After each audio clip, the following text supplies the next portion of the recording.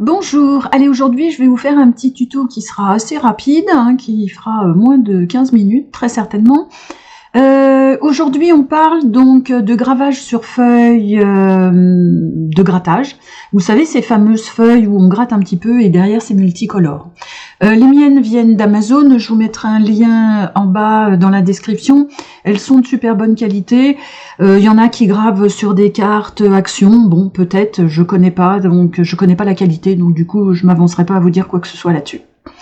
Alors, on peut graver n'importe quelle image, hein, que ce soit du SGV comme mon pan sur la photo, soit une image photo, hein, une photo. Bon, les réglages ne seront pas les mêmes et je vous invite à passer par Image R pour les photos, vous aurez très certainement un meilleur résultat. Donc, dans un premier temps, vous choisissez donc l'image que vous voulez graver. Dans un second temps, vous allez indiquer ici que vous allez utiliser la pointe de foil. C'est celle-là. Dans un autre temps, vous allez lui dire, là moi c'est une moyenne que j'ai, hein, c'est ni une mince, ni je sais même pas ce que c'est que audacieuse, mais c'est une moyenne. Et je lui mets que c'est un transfert par remplissage et pas par ligne. Hein, d'accord. Ensuite, ici, on va lui mettre une pression de 120 et on va lui mettre une vitesse de 100. J'ai des bons résultats avec ces paramètres-là pour la pointe de transfert de foil. Une fois que vous avez fait ça, vous n'oubliez pas de marquer votre espace de travail. Donc, c'est un rectangle.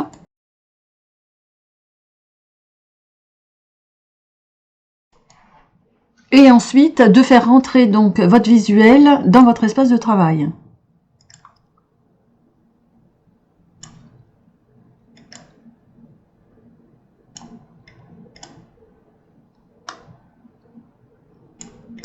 Comme ça. Alors, vous prenez donc la pointe de foil, hein, transfert de foil, donc c'est celle-ci. Voilà. Vous prenez le boîtier multifonction. Il y a marqué Carriage dessus. Là. Il suffit de mettre la pointe dedans. Alors vous avez un petit emplacement au fond. Donc vous mettez la petite pointe, justement, pas la pointe, l'autre, vous le mettez dedans et ça doit rentrer à l'intérieur. Voilà. Hein, une fois que vous avez fait ça, vous appuyez là pour fermer et vous remettez le petit boîtier et une fois que vous avez fait ça, vous l'installez sur la machine.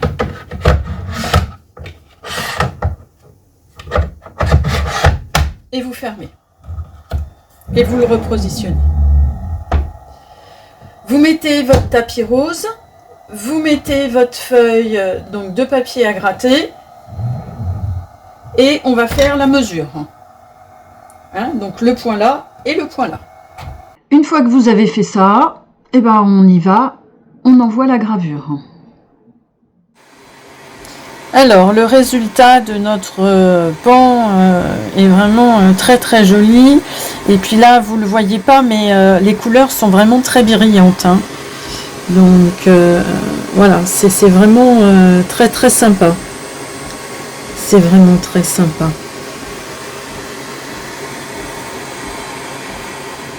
Alors maintenant que notre gravure avec la pointe foil est terminée, vous avez vu le résultat, c'est vraiment très très sympa. On va faire ça maintenant donc avec le laser, hein, avec le module laser.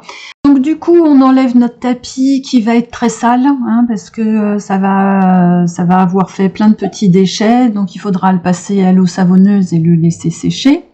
Donc vous retirez votre plaque, vous retirez votre tapis, vous mettez le nid d'abeille ou si vous n'avez pas de nid d'abeille, vous mettez la plaque, hein, il n'y a pas de problème.